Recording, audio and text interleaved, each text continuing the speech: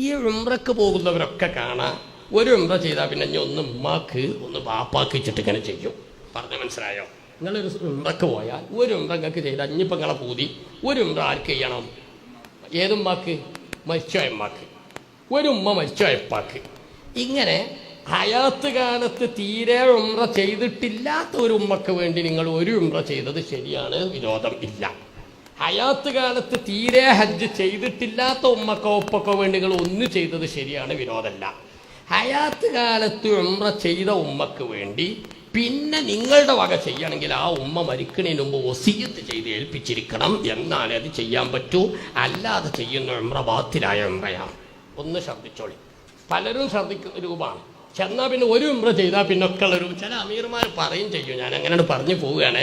ഇനി എല്ലാവരും ഉമ്മാക്കും പാപ്പാക്കൊക്കെ ഓരോ ഉംറ ചെയ്താണിട്ട് ഇതിങ്ങനെ കൊട്ടക്കണക്കിന് ചെയ്യാനുള്ള ഉംറ. ചിലപ്പോൾ ഉമ്മാക്കൊരു ഉംറ ചെയ്യൽ നിർബന്ധമാവും. ഒരു എന്താ പറഞ്ഞത്, സുന്നത്തായ ഉംറ മരിച്ചവർക്ക് വേണ്ടി ചെയ്യണമെങ്കിൽ അവർ വസിയത്തുണ്ടെങ്കിലേ പറ്റൂ, അല്ലെങ്കിൽ അത് ബാത്തിലാണ് എന്നാണ് മസാല. സ്വഹീഹല്ല എന്ന് ഇബ്നു ഹജർ റഹ്മത്തുള്ളാഹി പറഞ്ഞിട്ടുണ്ട്. അപ്പോൾ ഉമ്മക്ക് വേണ്ടി ഉമ്മ ഹയാത്ത് കാലത്ത് ഒരു ഉംറ ചെയ്ത ഉമ്മയാണ്. ബാപ്പി ഉമ്മ മരിച്ചാൽ ഒരു ഉംറ ഹജ്ജോ ചെയ്തിട്ട് ഇന്ന് ഇനി നമ്മൾ അവർക്ക് ചെയ്യണമെങ്കിൽ വസിയത്ത് വേണം. ആ വസിയത്തൊന്നും പൊതുവെ നമ്മളെ നാട്ടിലുണ്ടാവില്ല, അവിടെ ചെയ്യാൻ പറ്റൂല.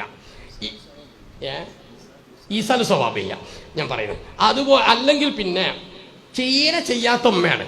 തീരെ ചെയ്യാൻ അവസരം ഉണ്ടായിട്ടില്ല, ചിലപ്പോൾ നിർബന്ധം ഉണ്ടായിട്ടുണ്ടാവില്ല. നിർബന്ധമായിട്ട് ചെയ്യാത്തതാണെങ്കിൽ നമ്മൾ ചെയ്യുന്ന നിർബന്ധമായിട്ടില്ല, മരിച്ചുപോയി, എന്നാൽ പോലും നമുക്ക് അവസരം കിട്ടിയാൽ ഒന്ന് ചെയ്യൽ നല്ലതാണ്. അത് ഒന്നേ ചെയ്യാൻ പറ്റുള്ളൂ. രണ്ടാമത് ഇനി നമ്മൾ ചെയ്യണമെങ്കിൽ വസിയത്ത് വേണം. പിന്നെന്ത് ചെയ്യാം?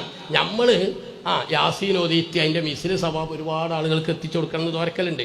അത് നമ്മൾ ഫർള് സ്കെച്ചാലും പറ്റും. അത് ശരി, ഫർള്. അപ്പം നമ്മളൊരു വിവാദം ഉണ്ടായി.